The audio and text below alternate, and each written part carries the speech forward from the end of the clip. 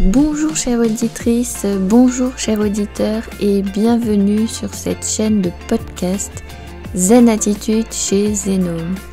Donc je suis Stéphanie Jasny, je suis énergéticienne, médium et passeuse d'âme et je travaille au sein de ma micro-entreprise que j'ai ouverte en janvier 2023.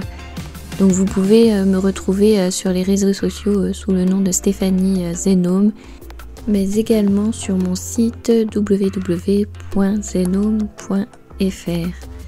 Vous y trouverez les nouveaux accompagnements que j'ai mis en place pour la rentrée de janvier 2024 et je vous invite à vous inscrire à ma newsletter pour vous tenir informé sur les prochaines initiations qui sont possibles et les prochains stages de passeur d'âme. Tout ça, je le partage dans ma newsletter, donc n'hésitez pas, c'est gratuit. Je vous laisse maintenant profiter de cet épisode.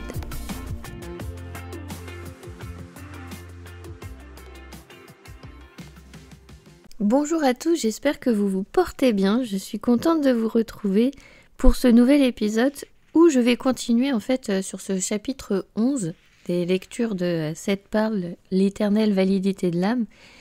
Et je vous rappelle donc le titre de ce chapitre, c'est les choix d'après la vie et les mécanismes de transition.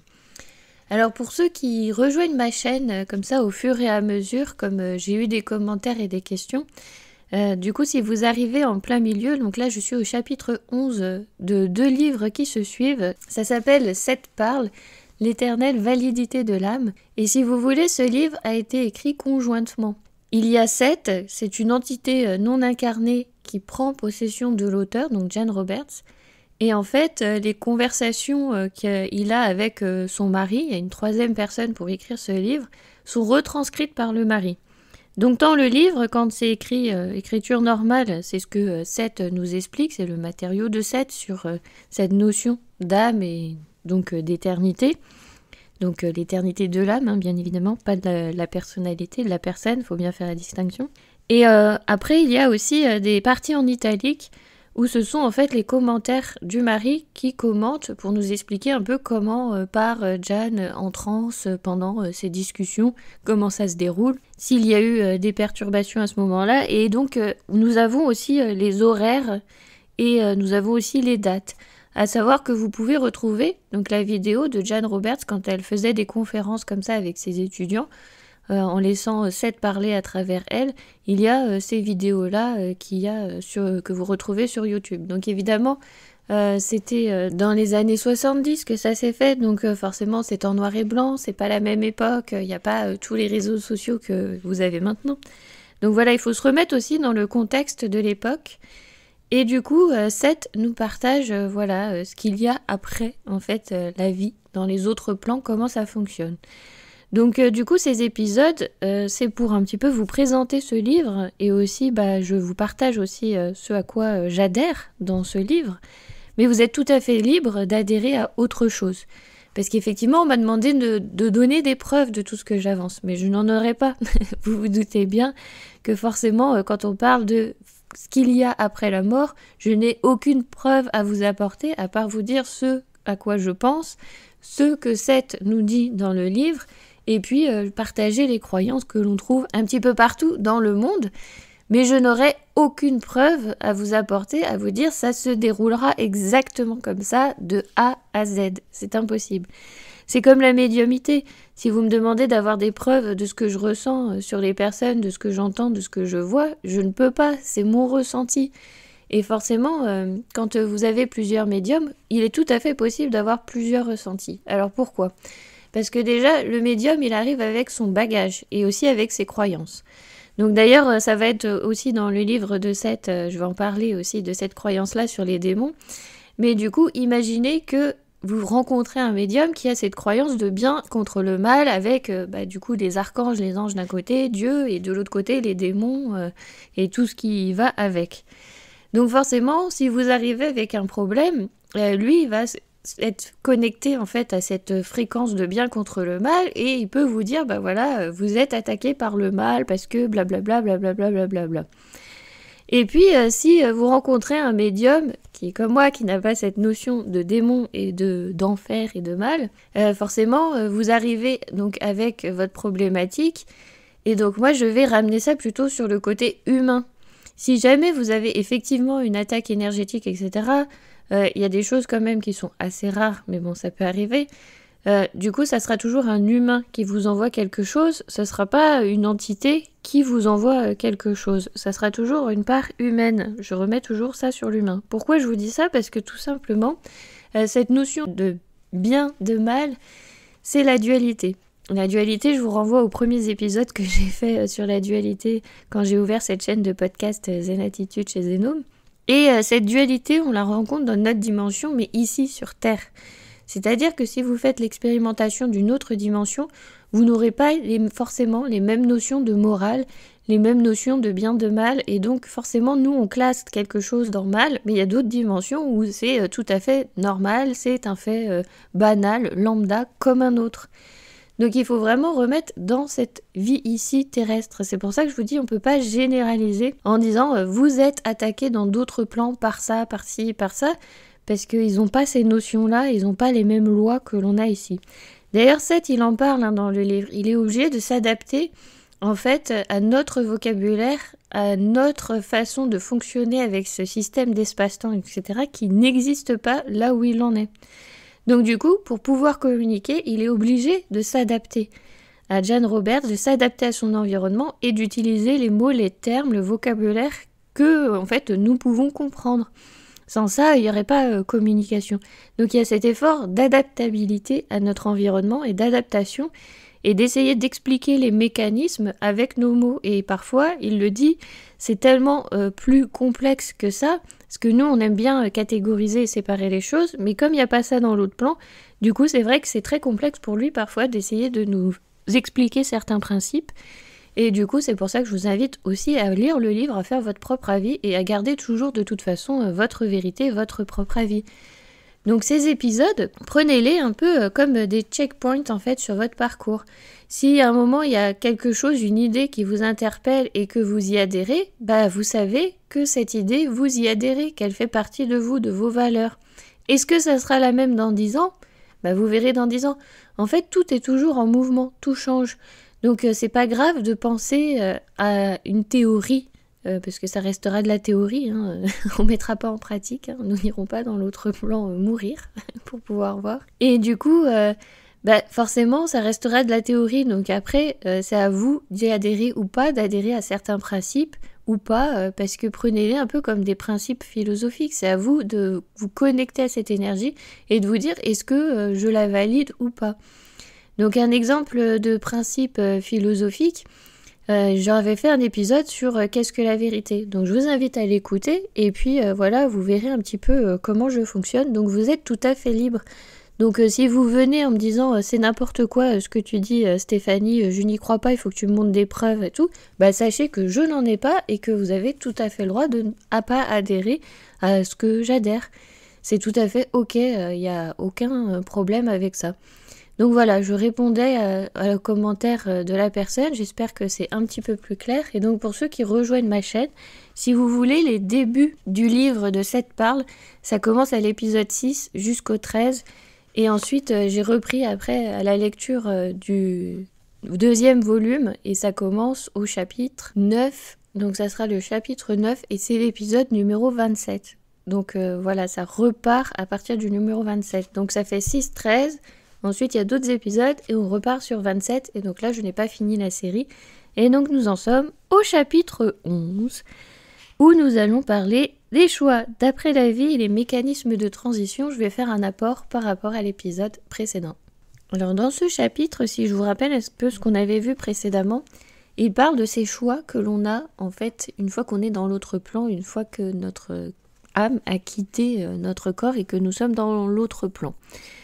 Donc quand on arrive dans l'autre plan, quelles que soient en fait nos croyances, nous allons forcément faire l'expérimentation de ce à quoi on croit.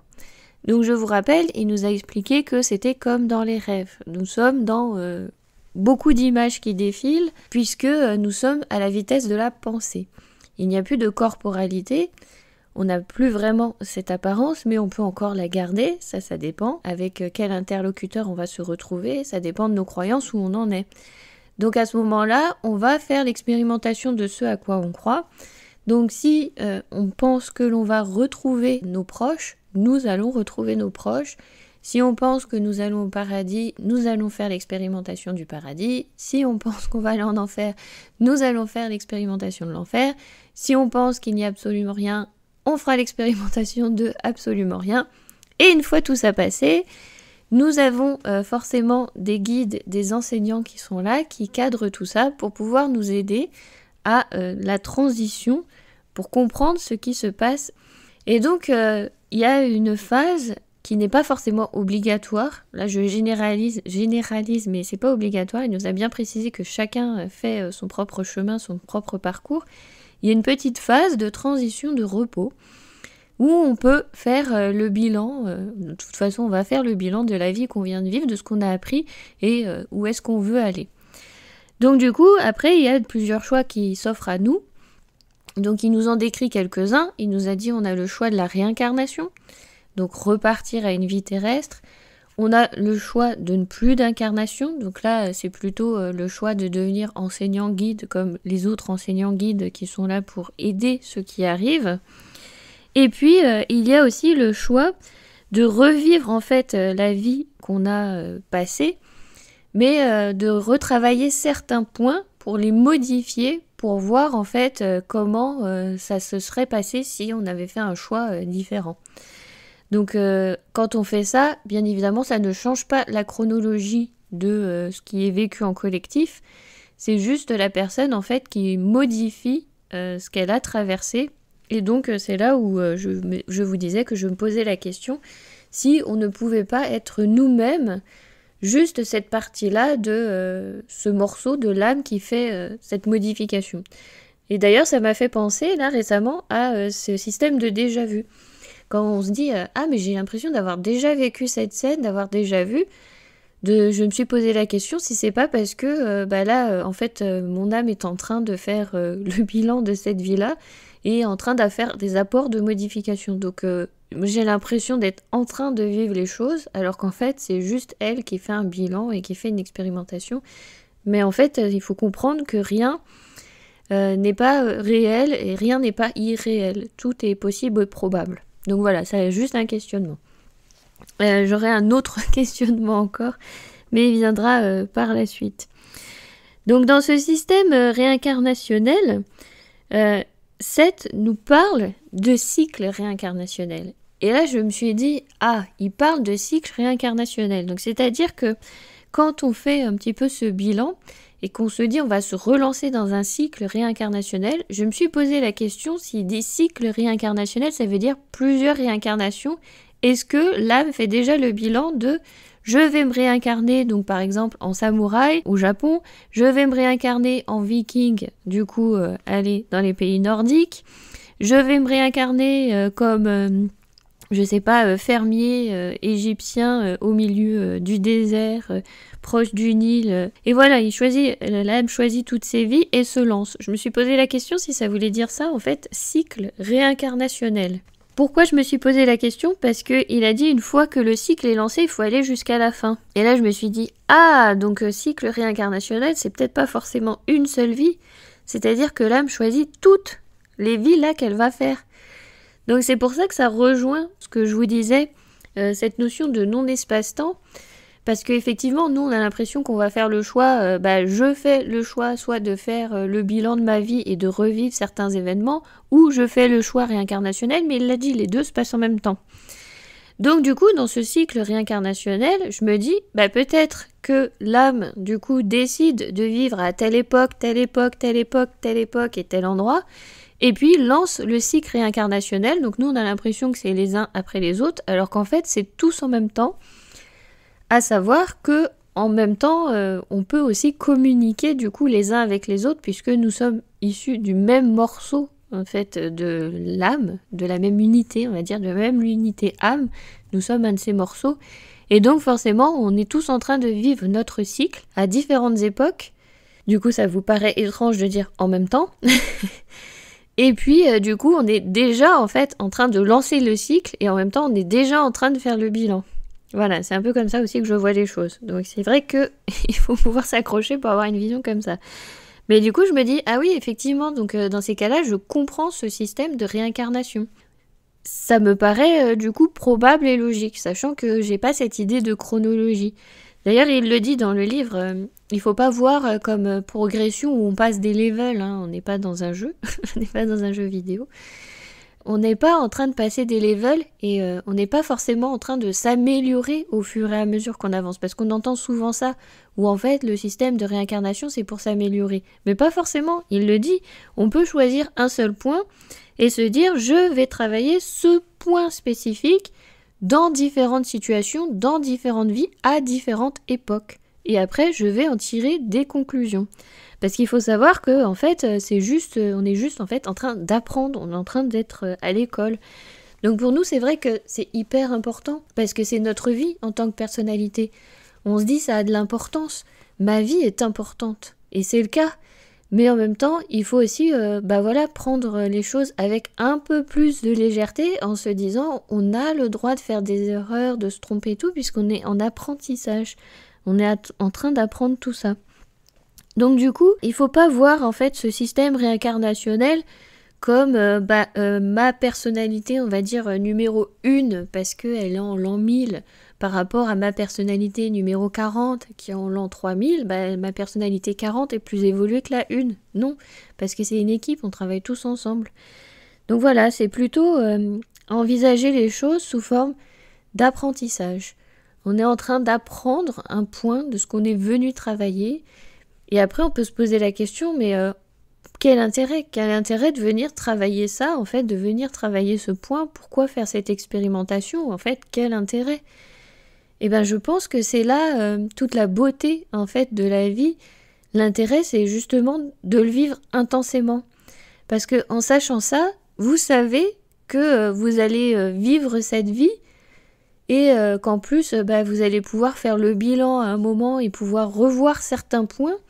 Donc, vivez-le intensément pour en apprécier en fait tous les contours, tout ce que vous allez vivre, puisque après, vous n'allez pas forcément revivre encore une fois cette vie, et vous avez d'autres boulots à faire, d'autres réincarnations, d'autres choses à partager avec vos autres moi, et du coup à comparer, etc., à comprendre, et en fait il y a encore du taf derrière. C'est limite un peu le repos la vie, ici.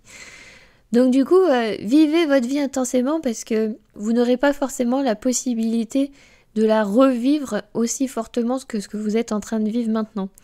Donc je sais que je vous dis qu'on n'a pas d'espace-temps, donc tout est déjà fait, que ça n'a pas encore commencé, etc. Et justement, c'est là l'intérêt de le vivre intensément puisque de toute façon, il n'y aura pas doublon. Il n'y aura pas doublon de cette vie. Vous aurez qu'une seule fois cette vie. Même si vous allez la retravailler, l'étudier, etc., vous la traverserez qu'une seule fois. À savoir que quand on va la réétudier, il dit que les personnes qui seront autour, en fait, pour jouer les personnages, ce sera des âmes pensées. C'est ce qu'il appelle des âmes pensées. Voilà, c'est des projections, en fait, des autres, mais c'est pas forcément les autres qui sont là. Donc voilà, j'espère que vous avez suivi. Donc voilà, le cycle réincarnationnel, je me suis dit, d'accord, ça peut peut-être fonctionner comme ça. Je n'ai aucune preuve et je n'ai pas forcément la réponse à la question. C'est en relisant le livre, je me suis dit, ah oui, cycle réincarnationnel, est-ce que ça ne veut pas dire ça? Donc voilà, c'est une compréhension possible du livre. Il y en a peut-être d'autres et je laisse absolument le débat ouvert. Alors, je vous avais dit dans l'épisode d'avant, on n'est pas forcément obligé de revoir sa famille qu'on avait là.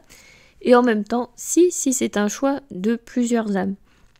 Parce que il nous explique que parfois il y a des relations familiales où plusieurs âmes décident de se réincarner comme ça dans plusieurs cycles en mélangeant en fait les rôles. À un moment, on sera mari et femme, à un moment, on sera père et enfant, à un moment, on sera mère et parent. Vous voyez, on va mélanger à chaque fois les rôles. Et puis, du coup, ça veut dire qu'il y a un travail de communication, en fait, du coup, télépathique entre toutes les âmes qui vont s'accorder et qui vont un peu modeler ce qu'ils vont venir travailler sur Terre. À savoir que quand il y a cette modélisation, il n'y a pas forcément toute la trace écrite de qu'est-ce qu'on va penser, dire à quel moment, puisque justement c'est une expérimentation. On vient expérimenter pour voir comment on va le vivre, le ressentir, et qu'est-ce qu'on va en tirer comme leçon, comment on va réagir. Donc en gros, il y a les gros points. Il y a les gros points, j'entrerai dans ta vie à telle époque, on vivra ça ensemble, et puis on va voir ce que ça va donner, quoi, en gros. Donc voilà, il y a aussi ce travail-là. Donc à la fois, vous allez revoir votre famille que vous avez connue là, mais peut-être pas sous l'aspect, ni sous l'apparence de ce que vous avez connu, puisque ils seront pas forcément attachés à cette vie-là. Et en même temps, pour l'adaptation, je pense, pour pouvoir arriver dans l'autre plan, ils vont prendre cette apparence-là pour être reconnus. Vous voyez ce que je veux dire ?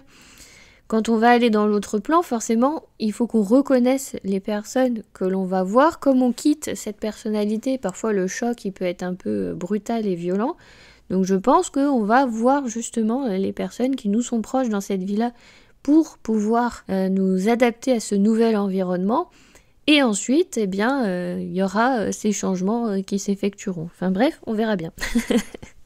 Alors j'aime beaucoup aussi l'humour de Seth parce que du coup il nous explique que y a le cycle réincarnationnel, donc il y a une partie du moi qui se focalise sur cette notion.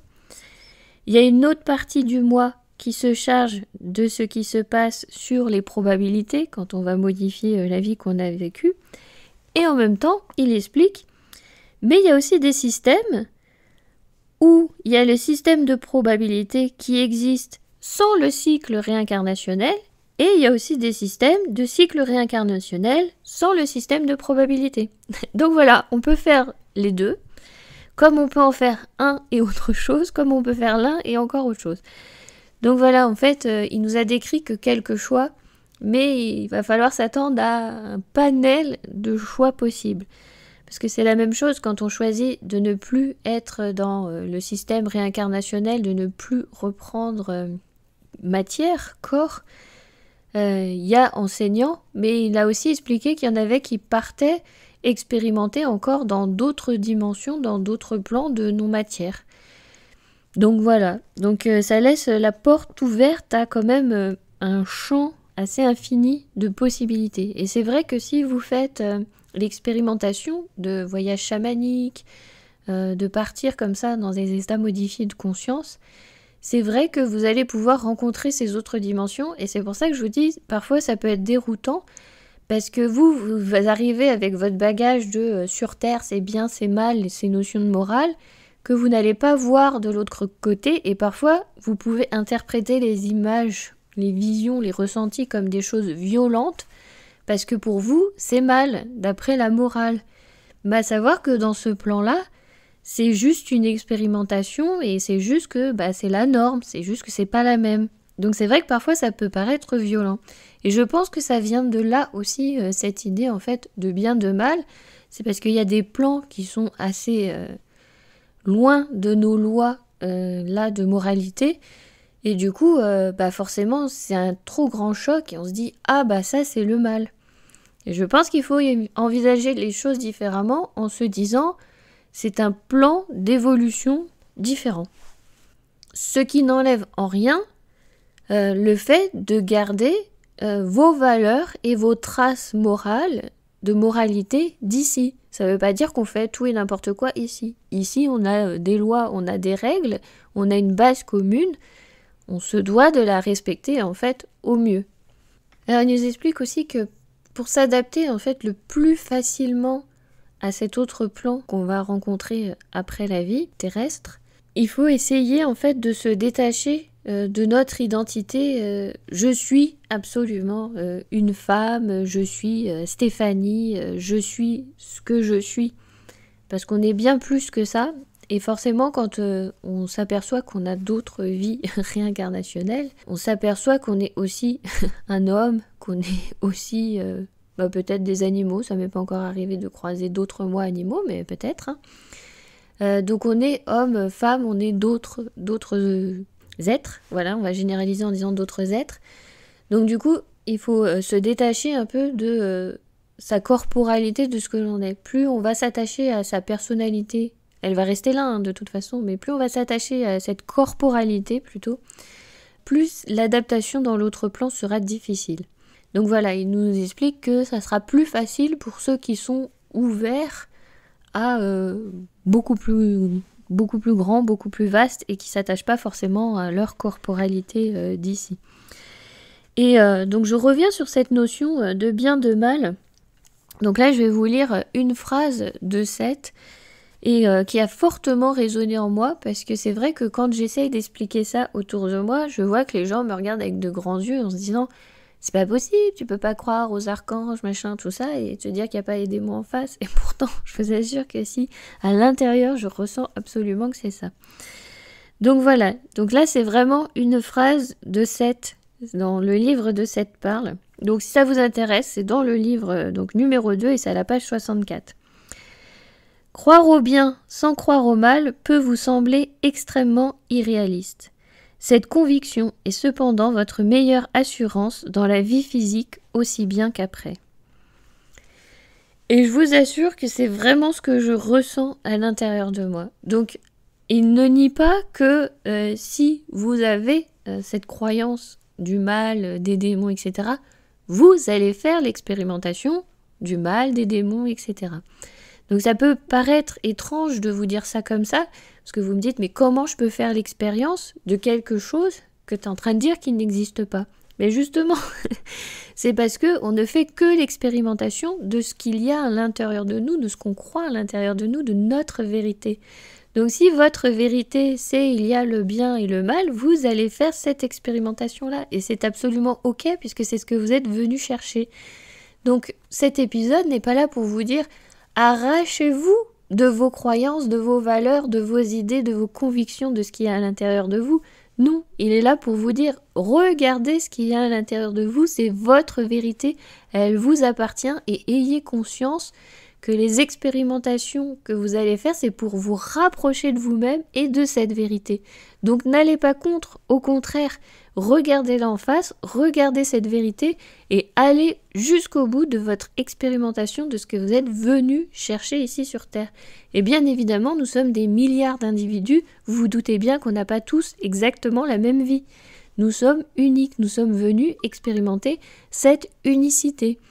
Bien qu'on est tous reliés et unis. Mais bon, ça c'est encore un autre point. Et c'est vrai que la théorie des anneaux dans le druidisme, franchement, ça me correspond aussi. Donc c'est vrai que du coup, je m'aperçois qu'il y avait beaucoup de choses qui étaient déjà en moi petite que je ne comprenais pas et que j'avais du mal à adhérer avec les principes ici, terrestres, parce que j'avais tellement de questionnements. Et c'est vrai qu'en avançant et qu'en voyant qu'il y a tout ce panel de possibles, je comprends mieux les choses et je trouve que ça laisse plus de flexibilité et ça nous laisse aussi à nous-mêmes plus de flexibilité de se dire j'ai le droit d'avoir eu à un moment de mon existence cette notion de croire à quelque chose et d'y adhérer, d'avoir vécu cette expérimentation pour finalement me dire voilà c'est bon, je suis allée au bout, je m'aperçois que non, je n'y adhère plus ou non, ça ne m'est plus utile maintenant et de faire une autre expérimentation. C'est absolument OK. C'est ce que je vous disais sur la multipolarité de la pensée. Qu'on peut penser oui, non, peut-être à la fois sur un sujet. Et très souvent, si vous regardez un sujet, en fait, c'est ce qu'on nous apprend à l'école, quand on nous apprend à faire thèse, antithèse, synthèse. En fait, c'est pour nous amener à là. Tout simplement, on veut nous amener à réfléchir, à penser et à nous creuser les méninges. Donc c'est vrai que si on appauvrit la langue, on appauvrit forcément la pensée. Et appauvrir la pensée, je ne suis pas sûre que ce soit bon pour les générations futures. Au contraire, il faut enrichir leur pensée et leur permettre d'avoir cette ouverture et de pouvoir s'apercevoir que tout est possible, tout. De pas se limiter à leur vie, le travail, les jeux, les réseaux sociaux et le vide en fait, le vide sidéral de cette vie terrestre. Se rendre compte qu'il y a beaucoup plus et que chaque personne, quelle que soit l'expérimentation qu'elle est venue faire ici, c'est OK et c'est une personne absolument riche. Et vous savez, parfois on a un petit peu justement ces a priori sur certaines personnes, on se dit ah là là mais elles sont un peu limitées parce que elles ont un champ de compétences, parce que toute personne a forcément des compétences, et on se dit ah là là il y a vraiment, il est focalisé vraiment que sur ça. Et donc parfois on a cette notion un petit peu péjorative, on a l'impression que la personne n'est pas complète. Et effectivement, Seth nous explique que oui, cette personnalité peut nous sembler pas complète parce qu'elle justement, elle a choisi son incarnation de travailler un seul point spécifique.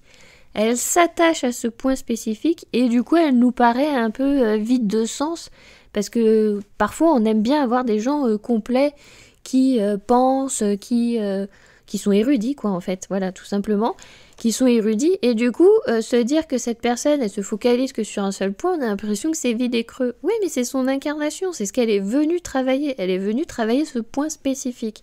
Donc en fait il n'y a pas une personne sur Terre qui a une vie moins bien que l'autre, qui a moins de valeur que l'autre, c'est pour ça que je dis tout le monde est riche.